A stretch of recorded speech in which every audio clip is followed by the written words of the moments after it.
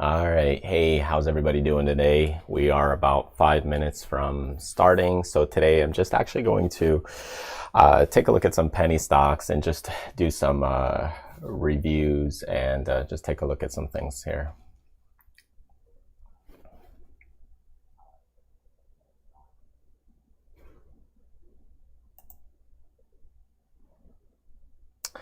Okay, so it'll be mostly kind of a just hang out with me session. It'll be me just doing some work on some penny stocks, some scanning processes. I'm going to just take a look at some of the cheap stocks, and feel free to ask questions if you like. Feel free to hop in and ask other questions if you want to do some things on options. I do a lot of things on options, but with this channel, I'm going to do a few different things as well. I don't always trade penny stocks. It's not my core forte, and I'll explain to you why that is.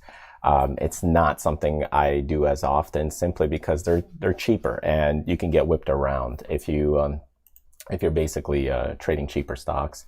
In other words, they can whip against you very quickly and they can be manipulated pretty easily. So I do have some issues with trading them, especially as you start trading larger and larger sizes, because you could move the stocks with larger account sizes. You have to be very mindful and very careful. But you know, they're nice to play if you're doing things with like mailbox money or lunchbox money. They're kind of fun, you could say. So anyways, I'm just getting some things here set up on my end, some final things on the screen. Just test out my pen to make sure it's working. Sometimes it doesn't always pan out or work. And then we'll kind of get started, because it's just more of a work session for me. So in any case, that's what we got going on. And then usually I just hang out and listen to music. So it's kind of like my regular work day. Just I'm gonna be streaming it. Hey, what is that? Napoleon. Hey, how you doing? Hello, everyone from Washington, D.C. Yeah, I drove. Hey, Hoskins. Good to see you. Probably should be chatting with you here soon. If it's the same Hoskins that I'm thinking of, because we probably, the mentoring Hoskins, hopefully, I think. So I probably should be getting back in touch, because some of the people that I work with and mentor hop on as well. So looking for some of the more technical side of things. Mark, hey, how you doing, Mark? Hopefully you guys are doing pretty well. Anyway, very nice to chat in here. Yeah, pleasure. You know, that's what I like about like the coaching and the mentoring, is the one-on-one sessions. Actually, they're really cool and nice because I get to Friday. Okay, good. Yeah. So yeah, because I get to work with you guys a little bit more in depth, and it's usually then that's where the mindset starts to elevate a little bit. People get into critical thinking. I find a lot of the like other chat rooms that people tell me about and talk to me about, what happens there is they just get overwhelmed with like just the massive content spam on the chats and the networks, and there's not a lot of critical thinking. So for me, I love the one-on-ones. Dealing with either coaching or mentoring like that, for me, is bread and butter when I can hop on and go on a call with you guys, even with just a group things. Yeah, I mean, yeah, hey Hoskins. Yeah, so I pretty much trade anything. I started back with penny stocks. Penny stocks are nice and interesting when you're kind of have low on cash, right? And when I first started, I didn't have as much cash or capital. So yeah, for sure. I used to trade much more penny stocks. After a while, you realize you kind of don't want to trade penny stocks. So eventually, as honest as I can be up here, is you actually want to get away from it. And the reality is when you see, and people talk to me about this, like other YouTubers and stuff, they mention, hey, well, we're trading this $16 stock or $8 stock. And it's like, yeah, this stock's going to go to the moon. And I'm like, oh, man. These guys, what happens is a lot of them, they just pump their stock, right? With a larger following on YouTube, what I notice is people can pump a stock very easily, and they'll tell you to buy into it and they'll pump it for weeks. And then you got other YouTubers, maybe they'll talking about it, and they pump it and they pump it, and you're getting in it and they already got in it. And then later on, they just dump it on you, and it's really horrible. So for me, I try to avoid penny stocks because they get manipulated pretty easily. It's not that I won't trade them, but like, let's say you're dealing with like 90% of your account, right?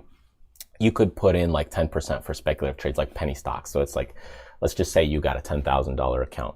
Could you throw in 100 or 200 bucks into penny stocks? Sure, you could. But if you got a $10,000 account, you don't want to throw in $9,500 into penny stocks. It just doesn't make sense.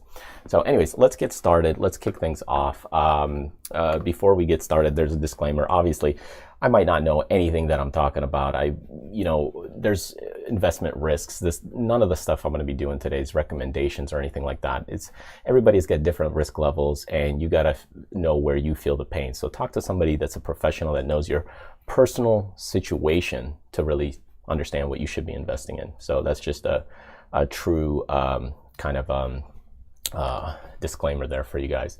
Okay, let me see if my chat works also to put some stuff on here. So, all right, some of the YouTubers claim to make $1,000 a day trading penny stocks. How true is that? Well, you can make $1,000 a day, but then you'll also have drawdowns, right? So just to put it into perspective, like let's say we're talking about, okay, so I could throw in a trade today and say, okay, I made $1,000 today, so now I made a video.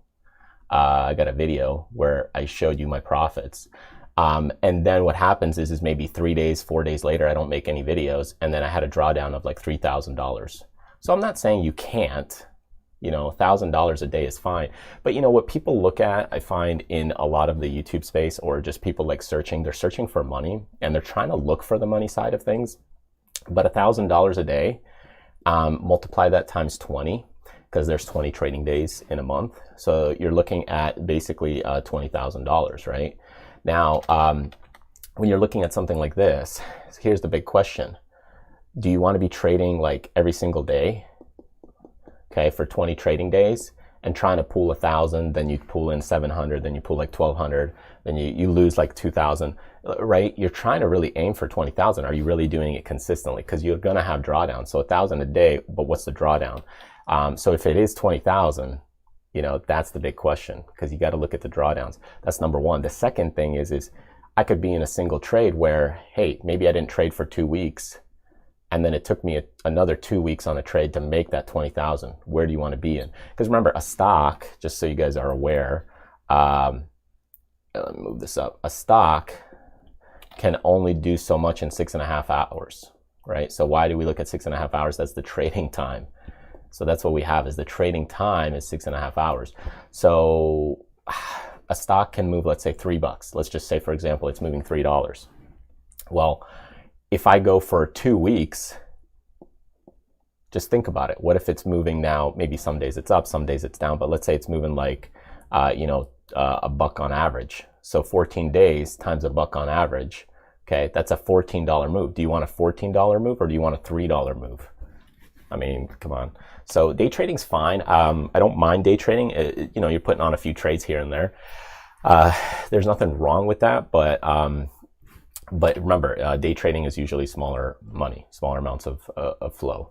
And the larger the account size, the longer your trading should actually be, because if you have shorter term duration trades on your account, and you're trading a larger account, you're concentrating the risk in a very specialized or specific area, and that's a huge problem with the larger the account size. So if you're dealing with, let's say, a $20,000 account, it's not as big of a deal. $50,000, not a big deal. Once you start getting over $50,000, you need to really start understanding how to spread your capital at different spots and different points in different areas and manage risks differently, okay? So anyways, I hope that makes sense. Let's kind of kick things off and get started. Let me just see if my chat actually is even working. Yep, it is on the live stream. So I'm gonna just be scanning some penny stocks. And by the way, just so you guys see, this is just a paper account, right? Nothing big, but I throw some things in here. But look, like you can see some of the trades here. This is what I do for mentoring and so on. Like, you could make 1,000 on this one, 500 on that one, 200 on that one, but then you're losing, 150, 26 over here, losing 1,000 over here. So what's the end result? Like, yeah, 1,000 a day, and I could just show you guys this single trade or something like that, put it in my account, and I might have like 50 different trades, and then I'll just show you one of these, right? And I might have a bunch of losing trades in my real account, and I could show you one of these, and yeah, it all looks good, And yeah, I'm showing you my real account if that was the case, but what difference does it make? The point is the drawdowns and how you manage the capital. Because if you're dealing with, like if you look at this account, this has a handful of positions, and even this, I would say is not enough positions with a larger account size. So you could look at this and you could say, hey, I'm confused at all these positions. And it's like, yeah, but with a larger account, you need to have more and more positions. Okay, so because you need to spread your capital, right? You don't put all your money in one spot. That's just my personal take, is we're looking at spreading risk. This is a risk management business. All right, let's kind of get started. I'm just going to do some scanning and stuff. Hopefully my throat doesn't dry up from all the talking I've been doing today. Hey, Manitoba, Canada. Mark, good to see you. All right, I got some weird strawberry watermelon drink here. Okay, so the way I do some penny stock, as far as looking at these, normally when I look at penny stocks, just in case you guys were curious, I'm actually looking a lot more on shorting them rather than actually going long on them. And I know it's a different take, but cheap stuff is cheap for a reason. So usually I'm looking to sell them off rather than to buy them. And that's just because they fail, right? A lot of stocks are just horrible. That's the reality of it. And that's the nature of the stock market is that there's only a handful of stocks that are like, man, these are great stocks, right? So like, let's say Roku or something. And let me just switch these to the bars so you guys can easily see it. So like, you know, Roku, you probably know, we talked about Marvel the other day, the big names like UAL. So these are big names, but the penny stocks are cheap. So a lot of people will dump them. They are pump and dumps. We pump them up. They're going to do well. They're going to do amazing. And then basically they're dumped. So anyway, so the point is a lot of the things that I'm going to be looking for, it's just cheap junk that you're going to eventually dump. And this is a good hedge. So for example, if a lot of your portfolio is to make money on the upside, I like looking at penny stocks or stocks, in the little bit of the upper range, let's say in the, maybe $45 or less or $50 or less, for them to sell off, because when the market is nasty, those will sell off hard. So it's a way to hedge. So let's say you've got 80% where you're bullish, right? This is like your long investments. And then you have some positions a little bit for the downside, might be 20%, it could be 30%, however much you want, but it's just to compensate for a big down move. So that way, when things sell off, you're not hit as nasty. And the ones that are already weak, already are junk, they're going to sell off much harder. So that's kind of what I'm really looking for. I hope that makes sense. Okay. So anyway, I'm just going to be doing some work here. So I basically usually load up a new sheet. You guys can't see this right now, so I'm going to move it over right here. So I use Warden TC2000. It's my favorite platform.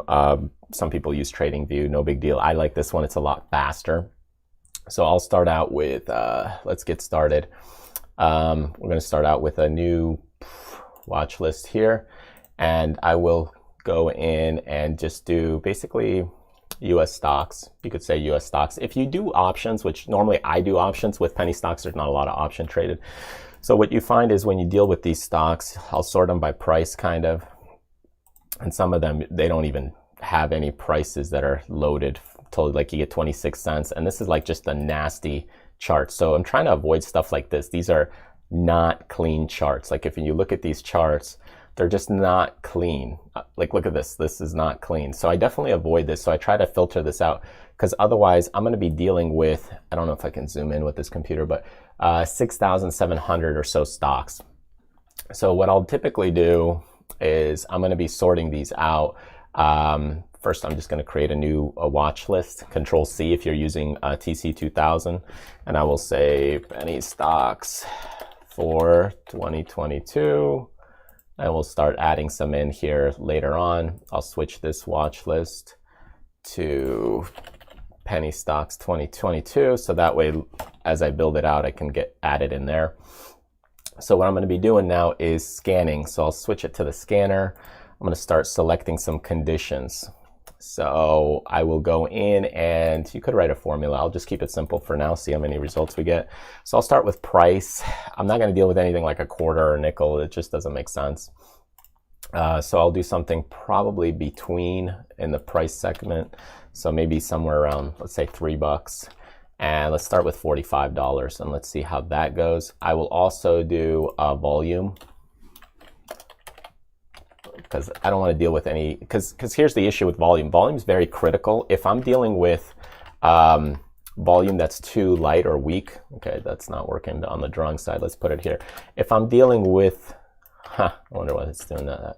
Okay, so volume, what I'm dealing with is, let's say you're dealing with a stock that only trades 20,000 shares, and that stock is a $3 stock. Okay, so it's dealing with 20,000 per day in volume. So here's the issue with this. So we got 20,000 in volume, and it's a $3 stock. 2 times 3, look at that. What is that, 6? 60,000. So it only takes $60,000 to move the stock. If you have $60,000, I can move that stock. That's the issue. So that's why you want to do more volume. Hoskins, how do you get TC2000? Okay, you get TC2000 by going, you could get it off my platform as well. I'm an affiliate, so they give me like, I think like a little bit, a couple bucks. But if you go to the Traders Fly website, there's a discount coupon code, I think, under the resources tab. I think they give you like a month free. And then under the resources, recommended brokers and charting tools here. So as we have that, okay. And then once you go in there, you can get into the TC2000. Oh, it's not being reached. I'll have to, there it is. Okay, and then you've got TC2000 by Warden. So it's tc2000.com, bonus, Traders Fly, and then it's like a bit of a discount. I pay for it biannually, so it's a bit of a discount. I do have real time for it because it's my primary chart thing, but again, for you, it's a matter of, you could use the kind of cheaper platform if you want, just kind of the layouts and stuff. So just a matter of personal preference, but check it out there or reach out on the chat. We'll help you out. Okay, so I look at the volume here, and let's just start with greater than, I'm going to say like 750,000. Let's just start here. This is a basic scan. So even with this, I got 891 stocks. So as I start looking at this, I'm going to see if this gives me a good breakdown or a bad breakdown. So what I'm looking for is kind of like, number one of the key things I look for, again, I'm slowing this down. Normally what I'm doing is I'm kind of flipping through charts like this, and if anything catches my eye, I go back. So normally what I'm looking for is a clean chart. Like this right here is not clean to me, so this chart is kind of next. You'll notice a lot of penny stocks, they sell off. So I'm looking for a big up move and then something I can sell into. Because again, remember, my number one thing with penny stocks, they're not really there to be bought. That's the truth. The fact of the matter is they're cheap, and they're cheap for a reason. Get that through your head. These are not an investments. Most of the time you will be shorting these. They pan out for a better short. The people that pump these and go bullish on them, you know, what they do is they sell you the story.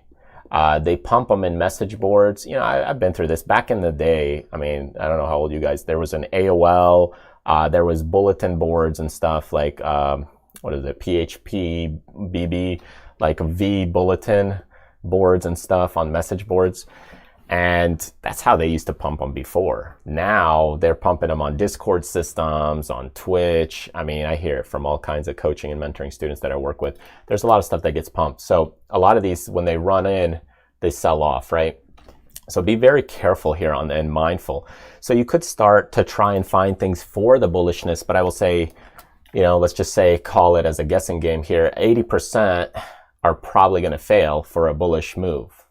So 80%, I'm actually more looking for short opportunities, maybe 20% for long opportunities, if you think of the 80-20 rule. Now, could it be more or less? Yeah, sure. You could be just a long directional trader, fine, but you're going to have a lot slim pickings or a lot less pickings. So as I look into these, I'm just hitting the space bar to go through next.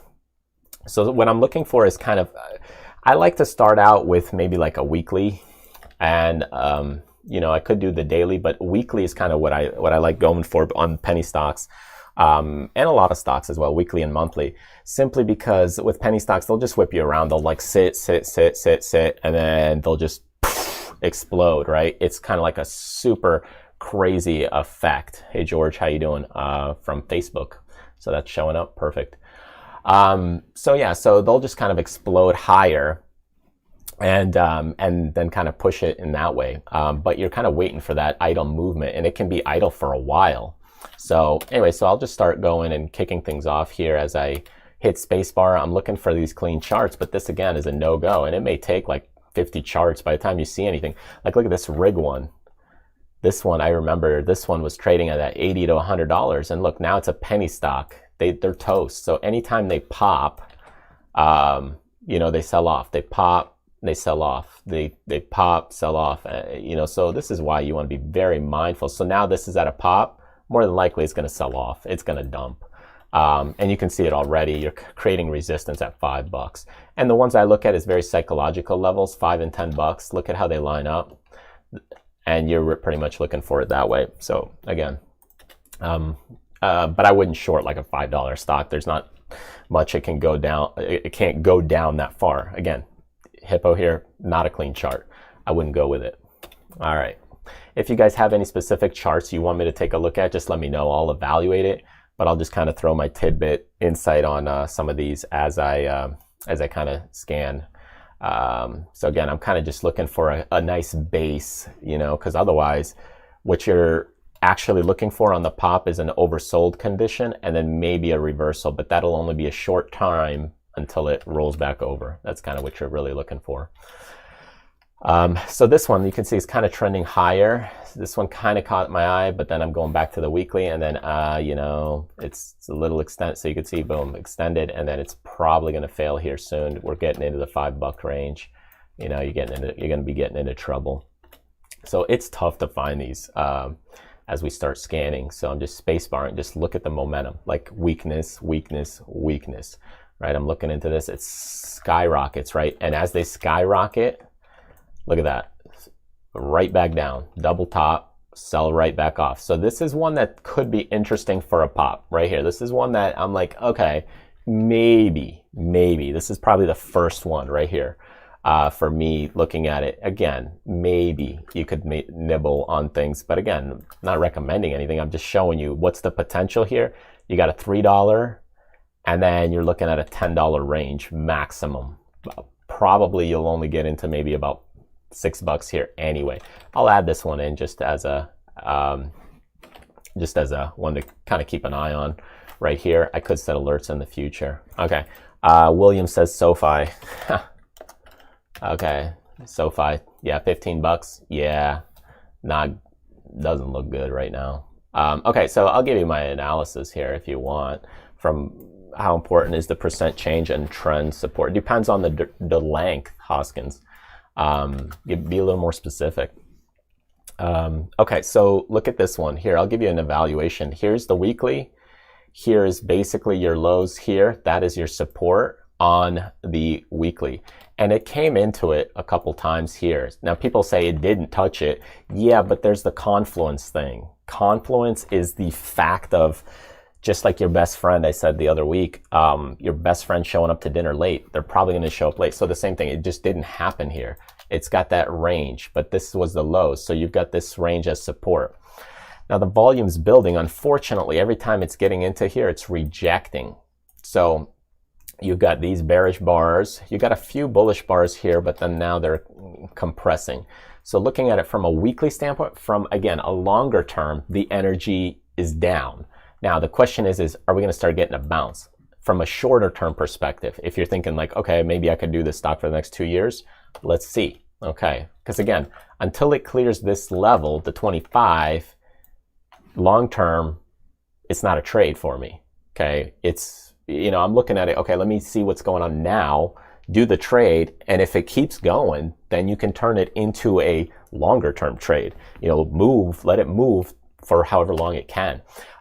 Let's go into here the daily now. Okay, so now as we get into the daily, maybe 2 days, just because it's harder to see it right now. So here's the energy, and as I'm watching it, let me take these bars off, just because see, I have a trimmed bar, and I do that just sometimes it's easier to spot them. So let me fix that because it truncates them. Now let's look at the actual volume bar. So it's picking up speed on the sell side. That's a big issue. So here, as we go into higher prices, the stock came up on how much volume here? We went up on, what do we go? 80.5 million on the 2-day. Then 78, so call it 78 or 80. We went down on 98, 61, and 90 million, and we're pushing it on 55. Again, this is a 2-day though. Let's go to the daily. Okay, so we pushed down 64, we pushed down 34, and we're pushing back up about 34, 30, 25.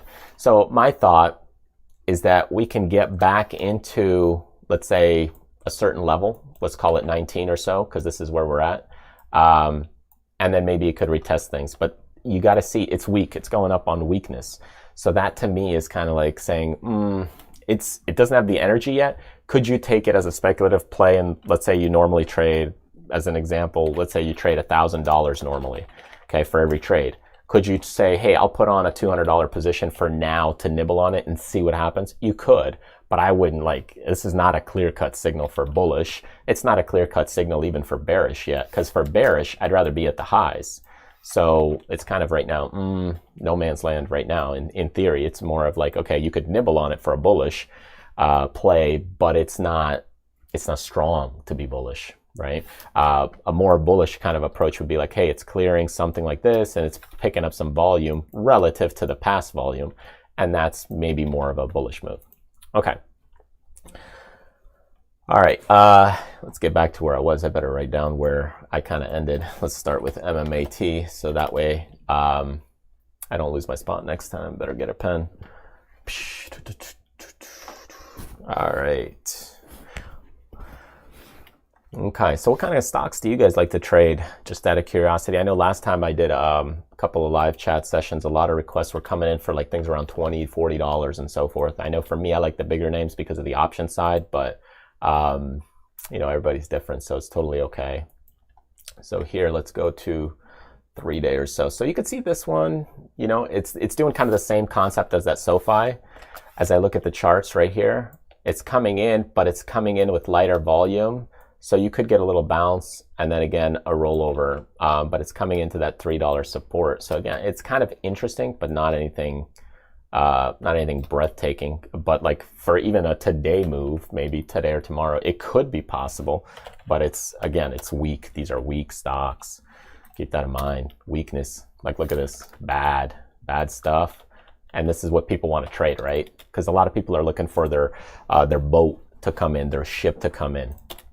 Okay, let's take a look here. Okay, I got a couple of requests from Hoskins. Yeah, we'll take a look at these. Could these be the dip, by the dip? Yeah, we could be. Hold on. I'll take a look at those. Yeah, like this one's toast, MIC. There's no, you know, that's a penny stock you're avoiding. But you could see why you would short this, right? Like, look, these stocks, when they pop higher, that's the $40, $50 why you're looking to short, and then boom, it's toast, right? So that's exactly why you normally short these things. Okay, XOS. Let me write down my spot, Hoskins, and then we'll go and check out a couple of these. All right, AMAT is my favorite for Iron Condor trade, and the IWM is just nice liquidity, super nice. If you trade more than 10 contracts, William, the RUT is nice because you can get like a 60-40 tax break if you're in the US. Okay, let's go backwards. Yeah, AMAT. Yeah, I had a nice look at this one the other week. Boom, pull back, bounce, clear, and cut. Okay, so Hoskins, let's see, CIH. Ooh, toast. This one is toast. China index. Yeah, this is done. I mean, if I had like emojis popping up, this one is like on fire and done. It's done. 88 cents. No. It's like, oh my God. It's like buying a car for like $200. What are you going to get, right? So you're buying a stock for 88 cents. It's cheap. It's cheap for a reason, right? So that's toast. I could look at it because the energy, like, look, it's creating lower highs. It's as simple as that. Is it moving down or up? You could just take the high point kind of, or the recent point, just take the kind of the earlier point here to the current point. Yeah, it looks trending, but overall, like the average price is kind of here. and the recent average price is kind of here. Just take these and like, there's your line. It's descending. It's kind of as easy as it gets. Okay, so SPWH. Oh my goodness. Yeah, that's done. You're looking for, could these be buy the dip? Yeah, this right here. When a stock dips this far, you got to give it like 3 to 6 weeks. It could be at least 4 to 5 days, because you don't know if this is going to run like this and then roll further. You got to be careful. Like, where is it? Like, I don't know. Maybe Netflix is a better example. Because when a stock drops, like when Netflix has a big drop, right? We've got a big drop right here. They'll run in and then they'll run it lower again, right? You got a big drop. Like, think about it. It's Netflix. You got a big nasty drop right here. Okay. It still runs lower after like a week or two of consolidation, right? So be careful with this stuff. They take time because people are at work. Like, think about it, the regular world, what's happening on some of these stocks. SPWH, the regular world is now checking in and saying, oh man, this thing's toast. Maybe I should sell. Oh, it's going up. Thank goodness I can get out a little bit. Okay, let me sell, but I'm at work tomorrow. Maybe my friend can do it. Or maybe I'm only home on Friday. I'm like driving a truck for the next 3 days and I don't have internet or something. I don't know. But the regular world takes time to digest all this. This can go like this for a little while and then like the rest of the people start dumping more. I mean, I'm not saying that's what's going to happen with this one. I'm just saying like real world takes time to digest. If you're at your computer screen, you just have a bigger advantage because you can see it. But actually sometimes it can be a disadvantage because it can work against you in a big, big way because you're in it too early, too quick. Wish, let's check it out. I wish, what is this? Context login. Oh my God. That's done too. Oh my gosh. Look at this. This is a prime candidate. Any up move is a good shorting opportunity for me, right? So look at that ABCD pattern right there created. Basically it's moving down. There's nothing there. You know, these are toast and sometimes they could stay there for years. I'm not saying it can't have a nice pop or, you know, sentiment or people get euphoric and there's a party that happens, but yeah, these are done. These are bottom fishing things that are just done. All right, so this one has some positivity behind it from a much better than the other ones. So here, as I look at this, the lows of, what do we got? Lows of 1706. So, and right now we are at 1808. I think it's still weak. It's still weak because the volume here is way weaker than the selling pressure right now. It could start to roll soon, but it could do the same thing that it did earlier, like, you know, a little bit consolidate and then roll further. So look at it right now. It can go up and roll further. So be careful, even on this one. And if you look, here's your kind of A to B, B to C, C to D. You know, you're looking at some patterns. Ultimately, this one is at least somewhat of in a sideways range in these levels, which gives it a little bit more, you could say more of a, hey, let me take a cheap shot. But I would use like the lows right here. The lows of this would be my stop. The lows of that point in May, if it broke below that, 1706, so let's say it gets to 1698, I'd be out if I was to take a chance. But again, I'm taking a chance. Good advice. So where should I buy the dip on the chart? You could buy the dip at any time. I'm not recommending you buy the dip. I'm just saying if you buy the dip, that stock can move at any point. It can move sooner. It can move tomorrow. It can move any day. I'm just saying the risk that you have to give it, the range, because it can wiggle, right? Your friend can show up 10 minutes late or 20 minutes early. The wiggle you got to give it is at least probably $16.95. So if whatever you're willing to take, as long as you're giving it that extra dollar, $16.55, $16.75, you know, somewhere around there, you got to give it enough room to wiggle down to that level. Whether you're dealing with 1,000 shares, 1,000,000 shares, 100 shares, 5 shares, it's got to be able to wiggle to that level. And if it hits that level, you got to be comfortable with getting out with that loss if you're going long. Okay. All right. So I was at XOS. All right. That one's toast. Here we go. More toast. You could see. Sometimes I get tired of just looking at stocks that are just garbage here. And then what I do is I switch it and I go from the $3 stocks rather than going on the upside. I go to the from the other way, from descending, from like $50 going backwards. And then also if I got too many of them, like right now I'm on number 32, what I'll switch is I'll switch the volume from 750. I go kind of more like to like 9, you know, so I'll start switching stuff like that, and that'll kind of cut about 100 stocks off. So with time, I slowly start doing these things, or I might say, hey, like the $3 stuff these days isn't good. Let me go to about a $4 or $5 range and see what I can go over here.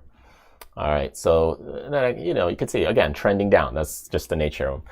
Hey, William, what about like CHRP with the infrastructure bill passing with the EV part of it?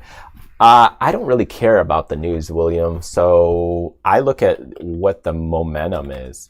It doesn't matter to me what the infrastructure bill or passing or anything like that.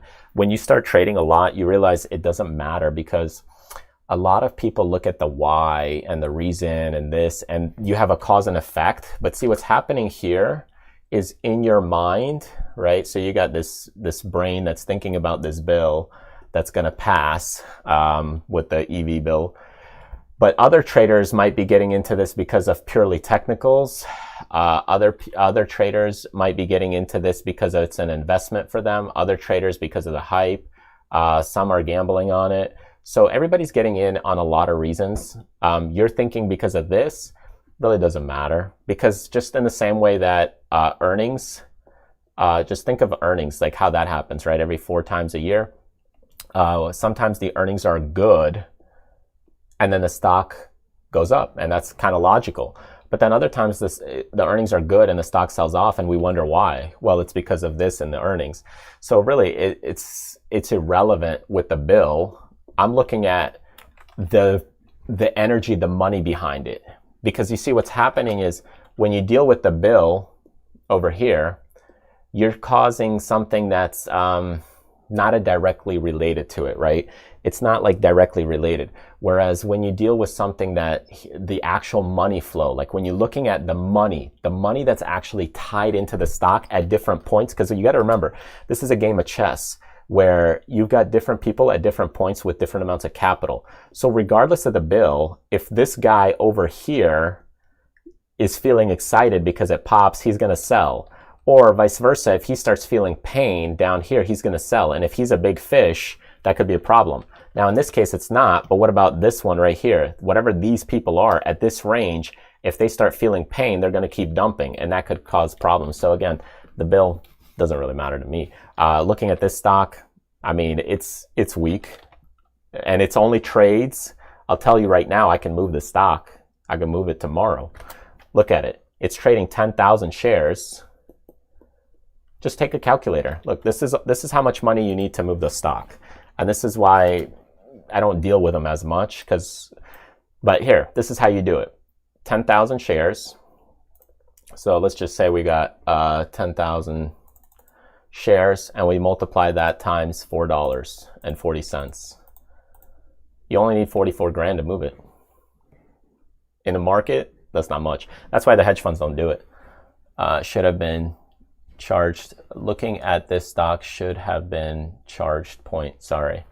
Not sure I understand, William, but with the infrastructure bill. Yeah, okay. But yeah, overall stock wise, I mean, you could look at it, but it's, again, you got to trade smaller capital on these things.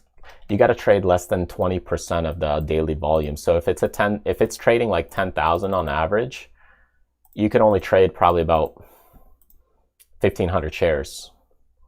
1,500 shares. So 1,500 shares. 1,500 shares times, let's say, a $5 stock. You know, $7,500 is really what you want to put into it at most, because you'll be like a big player for the day. From a chart perspective, I mean, they're weak. I mean, a lot of them, these are weak. Like you're looking at it right here. You've got resistance, critical resistance here, support here, which then it rejects.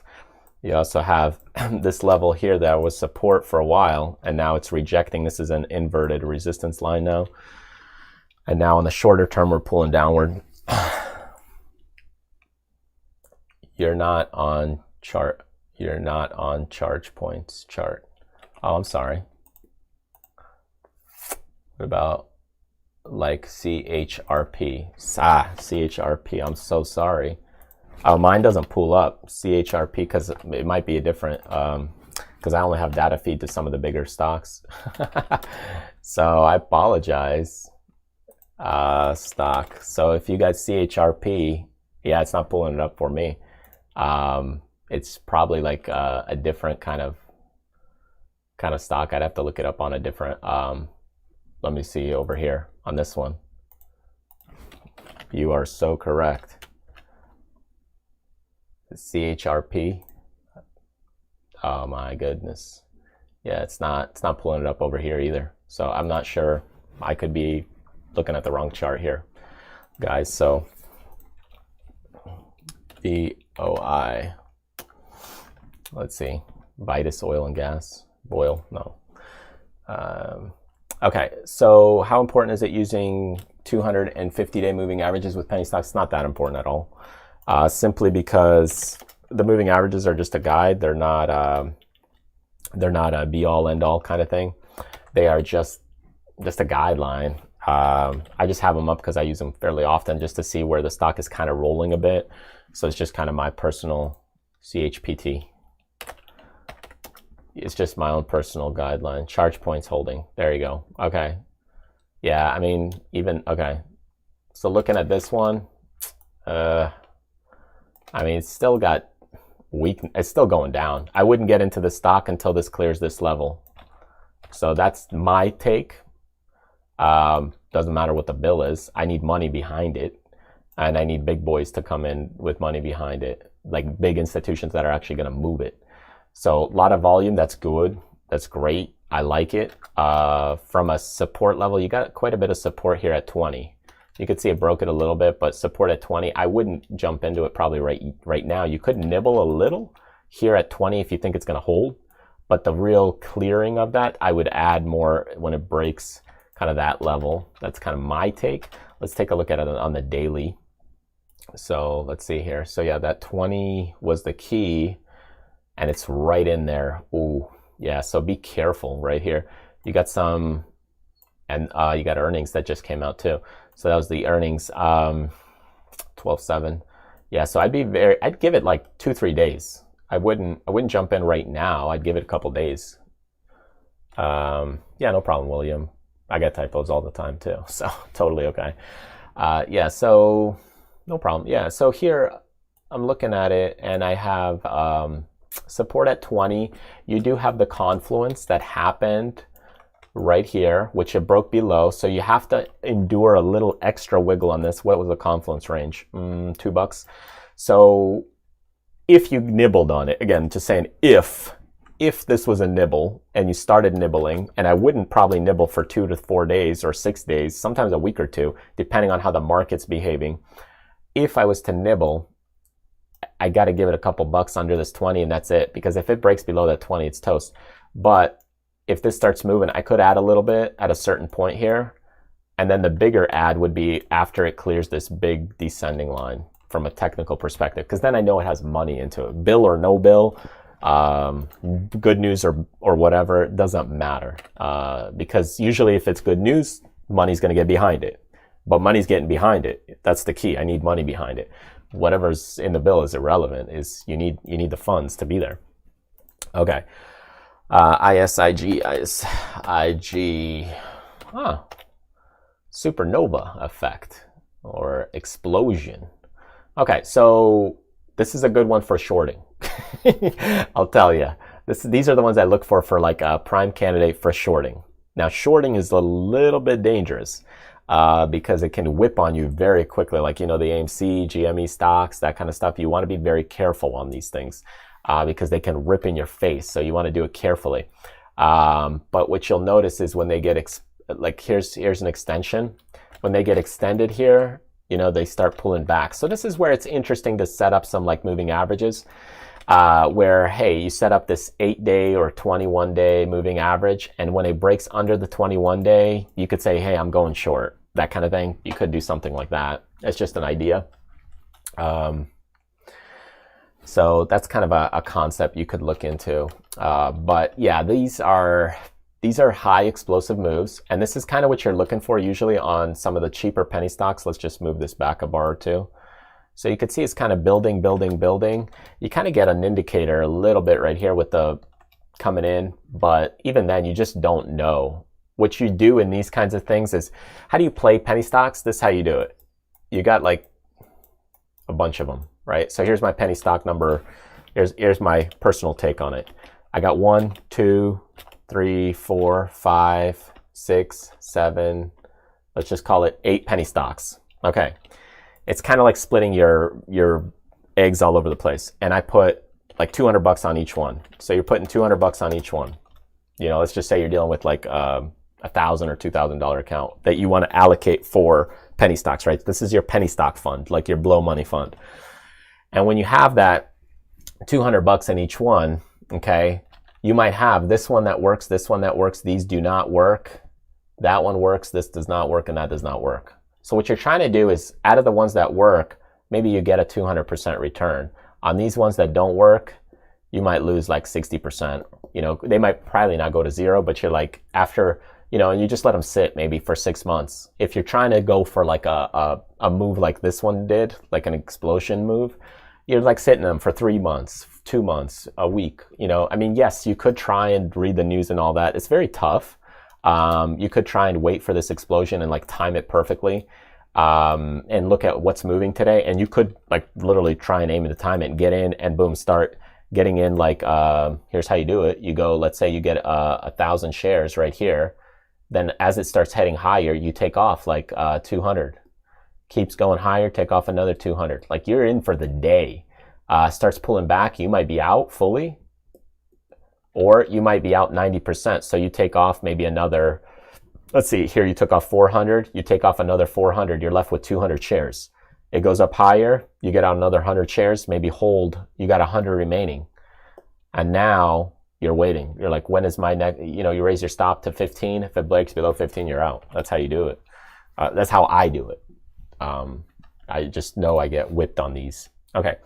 Bill does not matter, and the funds behind it are determined by volume. The funds behind it are determined not by, it is by volume because they're buying, but the money behind it is the amount of people buying into it, right? So if there's volume, if there's people buying it, there's money behind it. That goes with any stock for that matter. Okay, so let me pull this back to where we were around the $5 range. So here's another prime candidate for a possible shorting opportunity. You could see right here is very interesting. Like on the daily, you know, it's coming right in. The volume is strong. That does have me concerned for shorting, but it was a cheap stock at $3. So even though the volume was strong right here recently, I don't usually buy into the hype too often, but it's kind of one of those that, okay, it's kind of another candidate that you could later filter out things.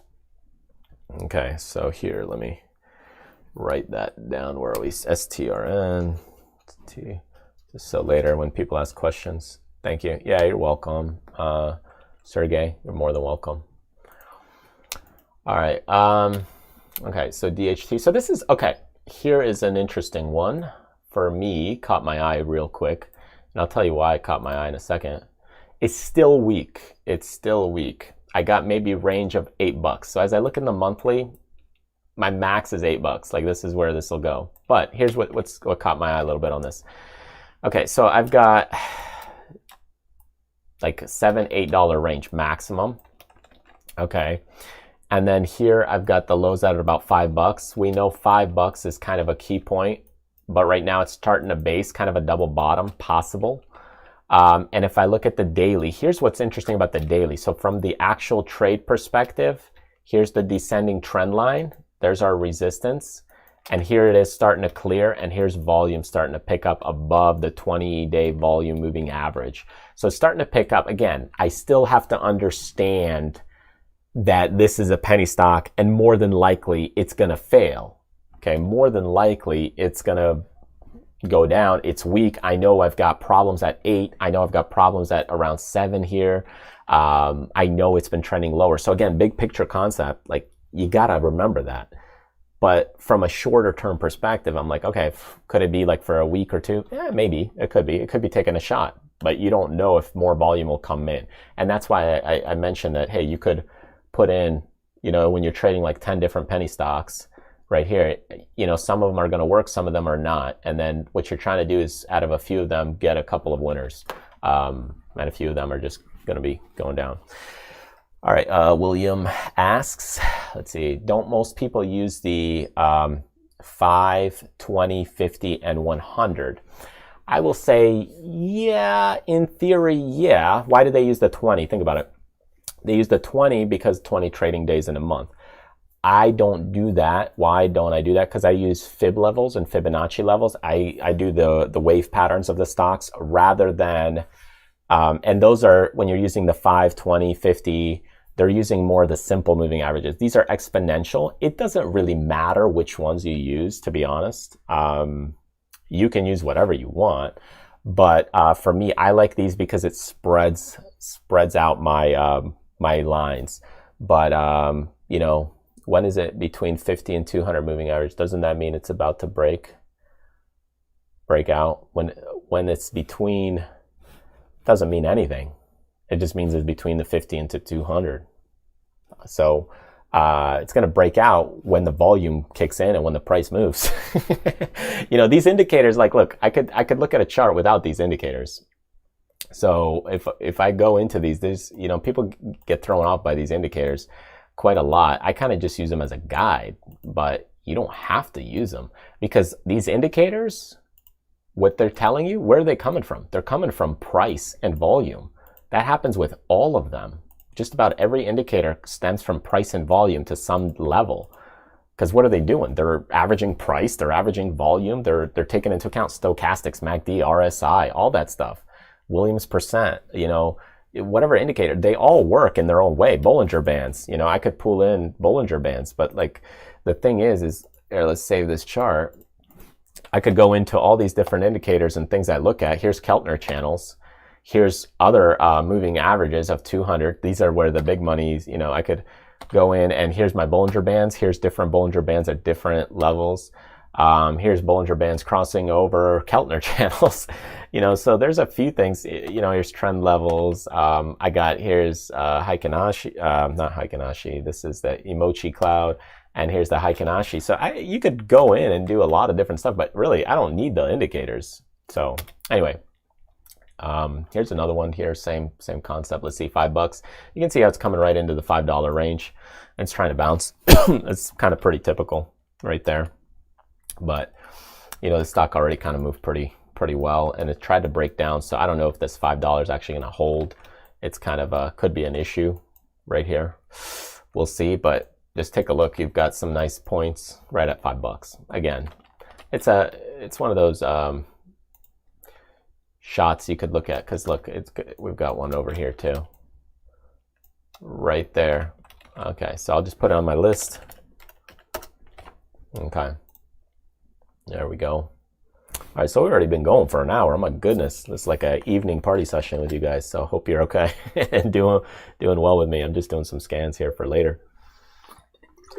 I'm probably going to go in and do the larger stocks, because actually that's where my sweet spot is, because I'm going to be shorting them rather than buying them long. So I'll kind of start out at around $40. And you can see right here, this is the perfect example right here. Perfect example. You have a cheap stock right here, way down there, made it high right there. So I'm looking for stocks that were cheap before, coming into breakouts. You know, people were really getting into this. You know, Lucid, big time name, huge volume. There it is, short. Now you would only short for a while. This stock, you got to be very careful. So you probably only shorted it to about $30, right? Because this is a popular one.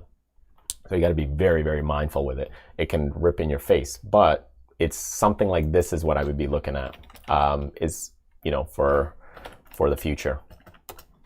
All right, let's look at run here.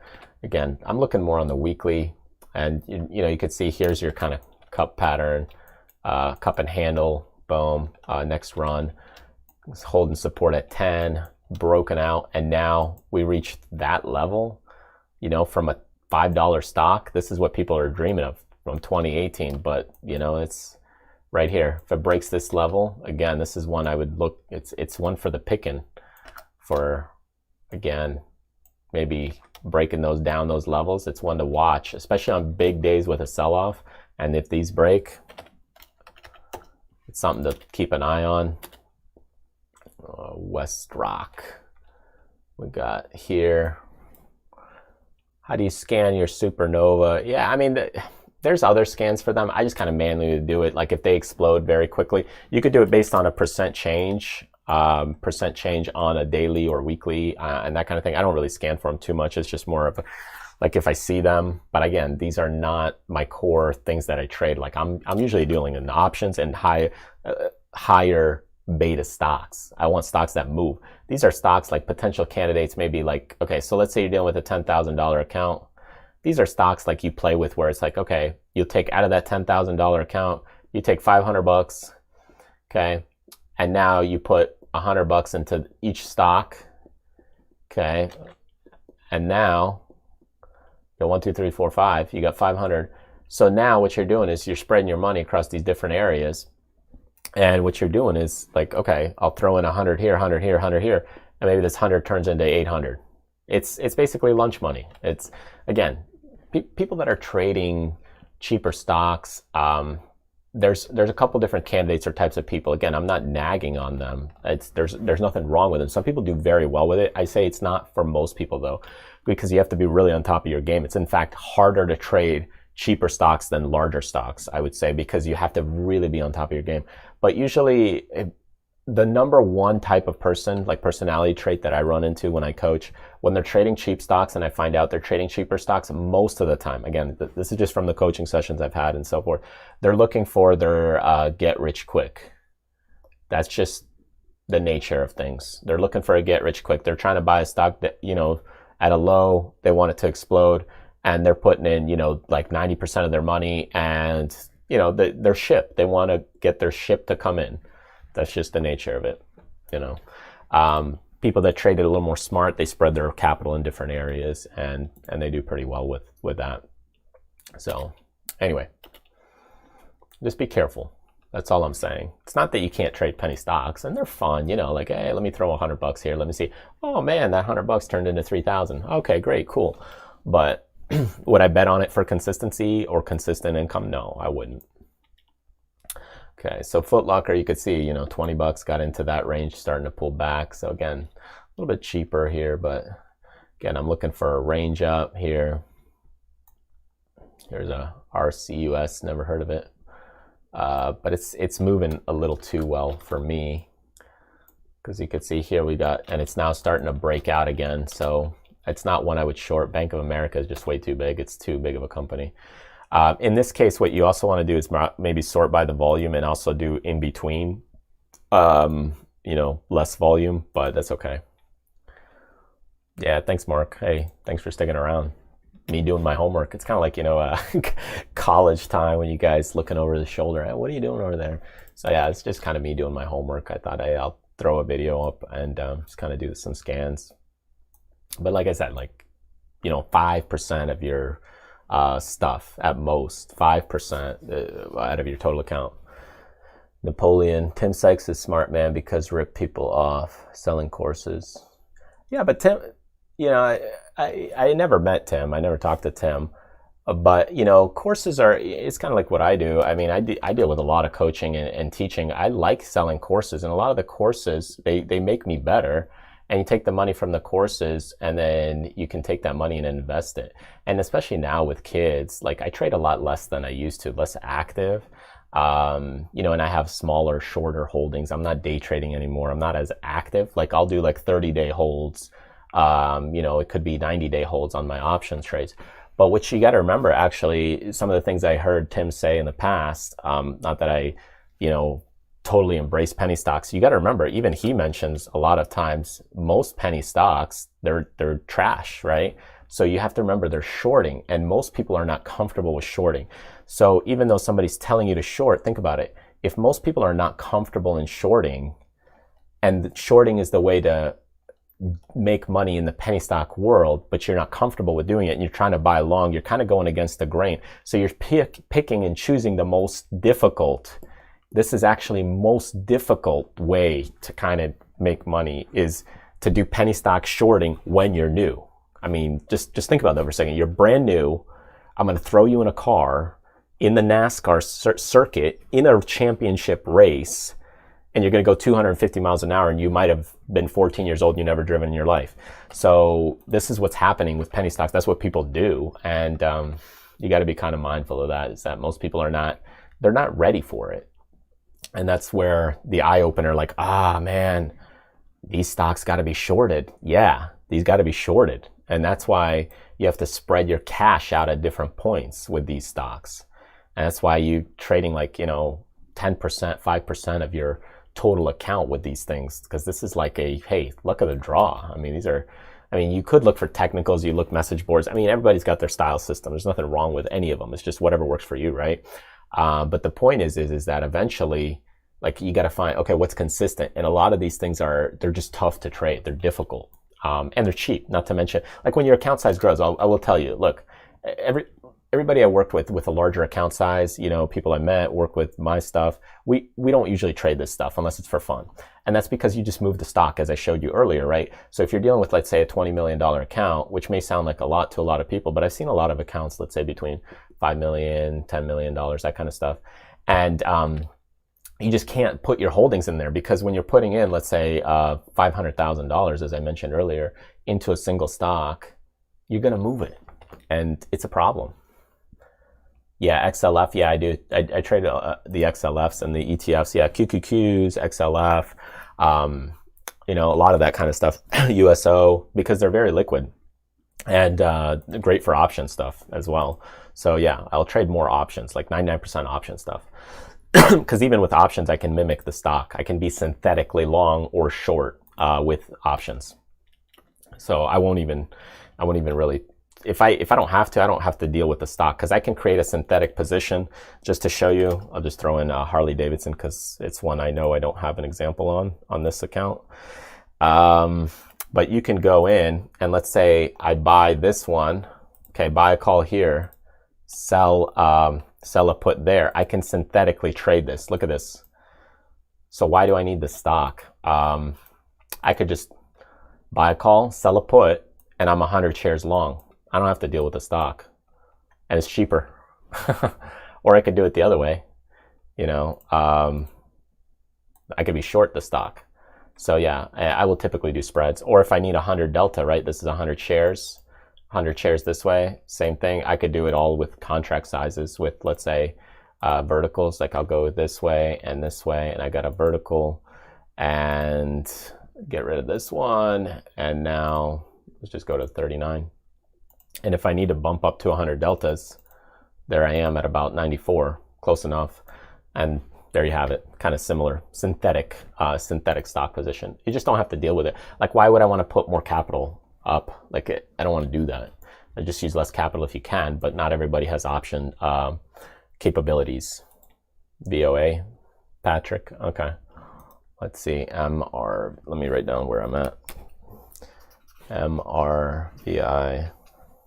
We'll probably hang out for another 10 minutes, and then I'm gonna head out and do some other stuff. Let's see, VOA. Okay. Ooh, I'll note a few things. The split here. Oh no, that's a dividend. Okay. Thought that was a split. What is this? All this dividend stuff. Okay, so this is a huge dividend thing. Okay, investor value fund class A. Okay. So what is this vehicle? There's no volume behind it. This isn't even the VOA. This is VivoX. I don't have all the stuff that you guys have on this platform. Like, I'm dealing with like active liquid stocks. So if you're doing some other stuff, I won't be able to pull it up on this platform. It just doesn't deal with like that kind of stuff, because I don't look at it at all. Sorry about that. Okay, so this one I know was back in this day. Look at this. This was a prime candidate for a cheaper breakout. This is the type of penny stock or cheap stock, right? Penny stock, I'm talking about like cheap stocks, what you're looking for. So $20, $10 range, consolidation, breakout, nice, done. And then resistance, pulled back, look at that, multiple times. And now we'll see. We could be building another leg again. I don't know. but this is kind of what you're looking for. If you're looking for a good candidate, you're looking for stuff like that, sideways and then a pop. And again, I'm looking at kind of weeklies here. So if you want to look for those levels, you'll look at kind of the $20 range lift. You can see is what we got here. Boston Scientific. What is this one? $39, $40. Flywire. Okay, here it's kind of the 40 pressing the daily. It's not as clean for me. Okay, Will Scott Mobile. A lot of these mobiles, they're not doing as well. Pinterest, I actually got in Pinterest today with my live account, a little more on Pinterest, but it's not one I would really short right now. Six Flags. Oh man, a lot of those places took a beating over this last, year. Poor Disney, I guess you could say. And I used to live near the Disney in Florida. Okay, so this is one I would probably look at shorting. I'd probably look at it right here. This would be $35 range right here. Okay, so you could actually set an alert right here when it crosses down, and then just put it in there. And what you can also do is check, what is this one? PTLO. So as you look at this, you can see there's a bit of a problem with some of these, is that they have a hard to borrow. So there's a couple things you want to watch out for if you're trying to short. It's a hard to borrow kind of company. So if you are trying to short it, you have to usually message or call ahead or in pre-market to make this work, because it is hard to borrow those shares. Or if you do it with the option side, it's a lot easier, because then what you can do is set up a spread like the synthetic spread I showed you earlier to making it work. That's just the better approach, I think, oftentimes. What is the best way for a rookie like me to building a portfolio, trading or options? Options are more advanced. So it's a question of like your education. Like, do you want to be active fast? Or do you want to put some bucket and time into your education? I started without options. So you could start trading faster without options and then slowly add to your options bucket. But that means education. Like I will say the options education is like 10x or 20x longer. It's complicated if you want to know it. You could do some simple stuff and then it's like a 3 times difference, and somebody might say they explain it to you simply, but just a lot of the stuff I've worked with people, it takes time. Like, you might see a video and say, I think I got it. But once you get into it and start digging, like it seems easy. It's kind of like those recipes I see, like this guy's making like tempura shrimp, and it's like, yeah, it seems easy. And then you get into it, you're trying to make it, and you're like, oh my God, it's not coming out that same way. Or then, you're trying to make like sushi rolls again. You try to make it, and it's like, oh man, it just falls apart. It doesn't stick or something like that. So just doing some trades is fine. You get into it quick, but really you got to learn how to allocate your money in different spots. So as you deal with, different areas, so you got different points, you got to learn how to break apart your capital. That's actually probably the more important thing, is how do you spread your money in different quadrants and different areas with different strategies. That's actually more of the key. And you'll throw in, like, as you're dealing this, you might say, okay, well, you might throw in like, okay, a butterfly strategy. You might throw in like iron condors. You might throw in calendars. Like the more money you have, the more diverse you need to be. If you're like starting out, like under 50 grand, 100 grand, you could probably just do one strategy. It's simple. Once you get into higher levels, large account sizes, you're going to be either a buy and hold investor. What happened there? Buy and hold investor. Where's my mouse pointer here? Did it go? It went somewhere. Oh no. I lost my mouse. So you'll be like a buy and hold investor, usually with a lot of money. So you got a lot of money. Still lost my mouse, but okay. So it's either buy and hold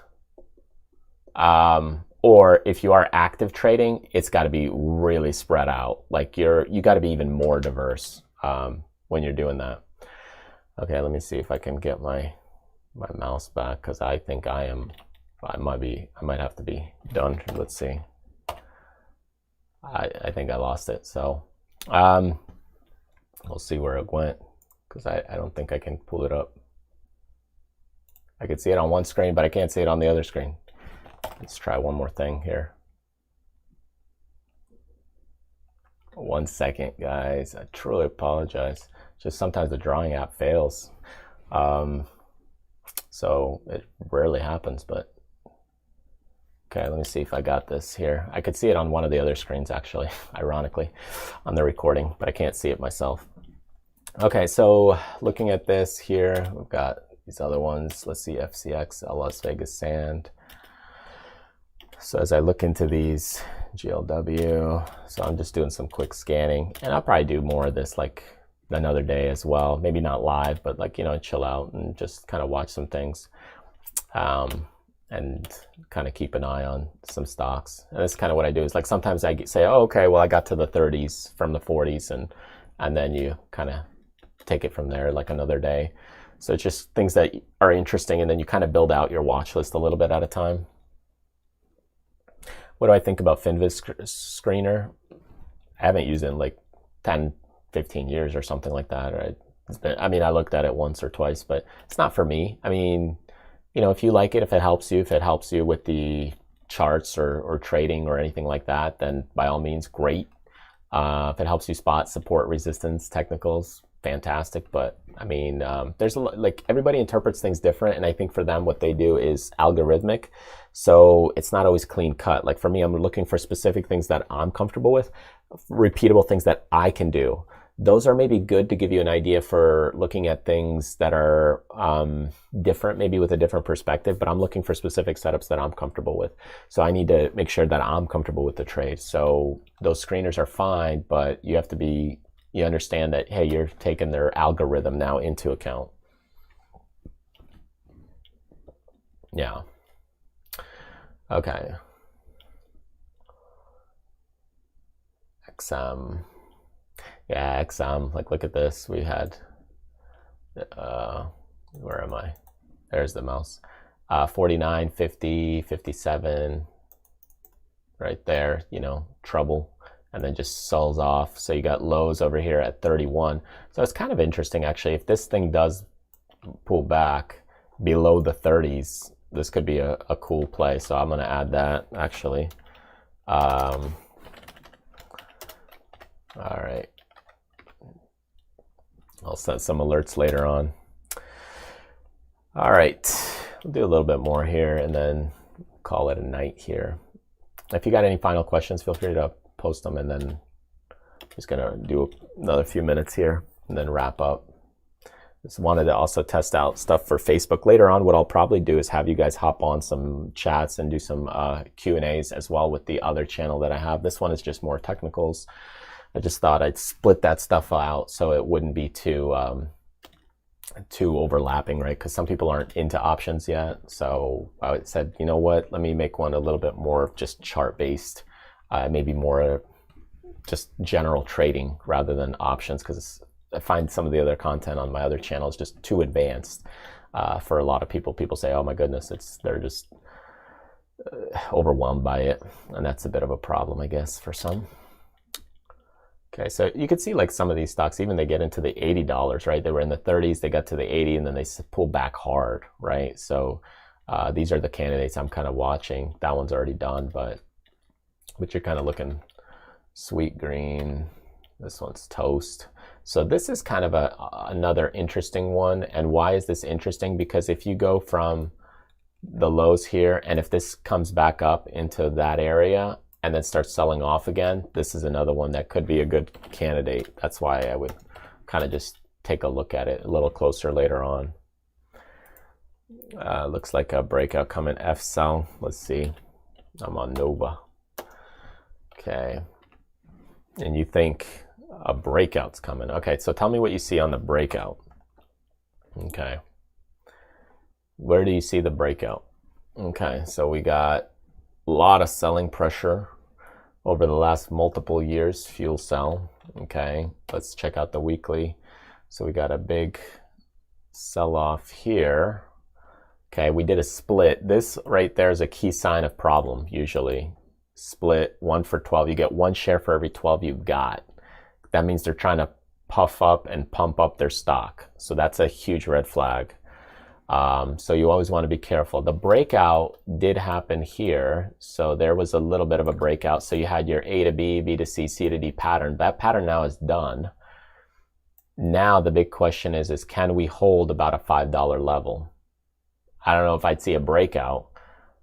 The run, the ABCD pattern already concluded. So here it is. A to B, B to C kind of, C to D. The run was done. So the question is can we hold the 5? It's a value buy now rather than a breakout coming. I don't know. There might be things I don't see. That's from a weekly. And on the daily, I mean, you don't even have the volume, like this volume on a big update today, and you got weak volume. So on a big update the other day, it's almost like it's trying to just bounce at the 7. I wouldn't say it's a breakout, you know, not yet. I mean, it might be, I don't know, somebody might step up. Let's see, Mara, William. Yeah, I had this one on my list. Look at that. Yeah, this was a nice pop, and then it came back to test that level, but then it weakened out. So where's my mouse again? See, I'm doing this blind kind of. Okay, so here's the level is kind of that 47.77 level. That's kind of what I'm looking at, and it broke it. So now the issue is now that we've broken this level, we got up to here, and now we broke down. That's your ABCD. If it can get back above this, I'd say it's good. It's okay, because we got above it before and it was okay. But the big problem here is we got a lot of this selling pressure right there at that level. That's a concern. So there's going to be a lot of people at that level, that zone, at this price point, that they could sell into, you know, as it gets into the 50, they could sell off. And that's a nice round number too. So one to be concerned about. And as it's climbing higher, what you're looking at, look, it's climbing higher, and we're doing it on weaker volume. So I'd be a little more careful. But if it clears the 50 with some more volume, it could be okay. Again, that's just my thought for the shorter term here. And Riot going down because of Bitcoin. It doesn't matter why, because of what. Again, it doesn't matter to me why. You've got selling pressure. Riot blockchain. So yeah, what is this, 25? Okay. So here I got about a 20 buck support level. And then this one got some level, what is that, swing high here and a descending line here. So you did have, you know, some pressure or some good bullish volume here coming in. And let's see what we got on the daily. Nah.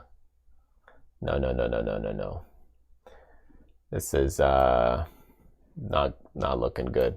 Yeah, there's a lot of selling pressure here. This is one I would look at, like if I'm doing it, 24.52 is kind of where I'd want it. Could I sell? Let me see if I can find my mouse here a little bit. Where did it go? If I could sell, I can kind of see things. Riot. Is that it? What is it? Riot. There it is. If I could sell puts on it, like at 37 days, I could just sell a single put. And then what I can do is kind of try and pick that up. There's my mouse. I could try and pick up some premium, $155 or so. Let's see. There we go. While I wait for the stock to come down to that 23 level. That's about what I would look at. It's something like that. I wouldn't really like step up right now though. I'd try and get it like 5% below where it is now. What do you think about cheap S&P stocks to trade penny stocks like EA, ES? Yeah, it's the same as what I talked to you about earlier. It doesn't matter if they're S&P. They're cheap for a reason. So anyway, it doesn't matter to me. They're cheap, right? Cheap usually sells off. Cheap is not usually bullish. doesn't mean it's a good value. They're cheap because, look, Netflix was cheap once too. It's true. There are some that are cheap, but 9 out of 10 of those stocks, or 19 out of 20 of the cheap stocks, they do fail. They don't do well. They just hang around for like 5-10 years and they just don't do well. And then you're in this like trance of like, what are they going to do next? You're like researching them, you're trying to figure them out, and then you're like, oh, what's the message board said? Oh, that guy says this, that guy says that. You're like trying to figure out, well, why is it moving up? Why is it moving down? It's like, who cares? It doesn't matter why. It's like, is it moving? Is it moving up or is it moving down? Like, how are you positioned for it? And once I kind of got rid of that mindset of like trying to figure out why, it's like, oh man, it clears your mind a lot more. So anyway, it's irrelevant at a certain point. It's like kind of irrelevant. So yeah, so here we were at Exxon, XM, and then DKNG was right around. Here's your AMC again, a bunch of problems right there after that breakdown. And now we'll see if it comes back up to retest, like if it can come back up to retest and then sell off. I don't know, but that is a critical break. So anyway, I just want to thank everyone for tuning in. So thank you so much for letting me do some homework here for myself, and hope you learned a couple things as well. And I'll probably keep doing some of this here after I get off with you guys. It's just kind of, I'm going to try to rifle through some of these a little bit quicker like this, and pick up a few more on my list, and then maybe just take a little break and do some other business stuff here as well. So anyways, thanks again. Enjoy the rest of your week ahead. Maybe we'll try to do something else on Friday, and hope you enjoyed it. If you have suggestions on ways to also improve things, types of content you'd like to see, reach out on the chat, live chat on our website as well. And, and we can kind of try to implement some of those things, but I'll try to do, more realistic type stuff here with you guys, a little bit more chart related or stock specific, deeper evaluations maybe, so that way you get more insight. Because at the end, you could read all the news you want, SEC postings, earnings postings, that kind of stuff. It's all irrelevant because any single trader can move a stock, and all that matters is how you're positioned to it at the end of the day, and where is the money allocated. That's really what it comes down to. So anyways, thank you so much. Enjoy your rest of your week, and I will see you guys next time. So I'm going to try to stop the stream, and then we'll go from there.